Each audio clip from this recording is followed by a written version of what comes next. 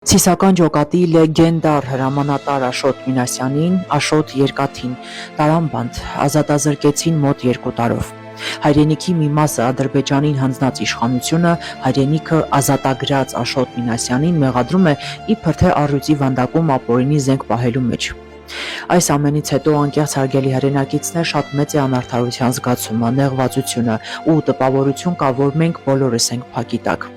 Ամեն առավոտ ուժեղներից մեկը հայտնվում է անազատության մեջ։ Հայաստանի իշխանությունը փորձ է անում մեզ ոչ միայն դավանափոխ անել հարձակվելով եկեղեցու վրա, այլև հերոսափոխ։ Նրանց համար հերոսը հարկ տվողն է, մեզ համար հերոսը հայրենիքը ազատագրողը, հայրենիքի սահմանին կանգնածը։ Սա է մեր տարբերությունը։ Դրա համար է այսօր Աշոտ Երկաթը բանտարկված։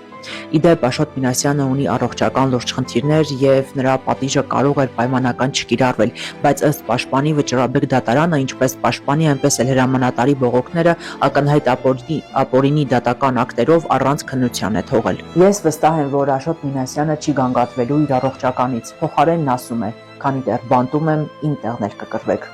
Հարգելի հայրենակիցներ, շատ եմ ասել, հիմա էլ եմ ասում, Հայաստանի եւ Բաքվի իշխանությունները գործում են միաձայն։ Ադրբեջանում եւ Հայաստանում դատում են այն մարդկանց, ովքեր մեծ ներդրում են ունեցել մեր ազգային ազատագրական պայքարի գործում։ Ես լինելով հայ, լինելով սյունեցի եւ գիտակցելով, որ Աշոտ Երկաթը նաեւ կռվել է ինձ համար, ես իմ աջակցությունն եմ հայտնում հրամանատարին, ազատություն եւ առողջություն եմ մաղթում, ազատություն եմ մաղթում բոլոր պատանդներին Հայաստանում եւ Ադրբեջանում։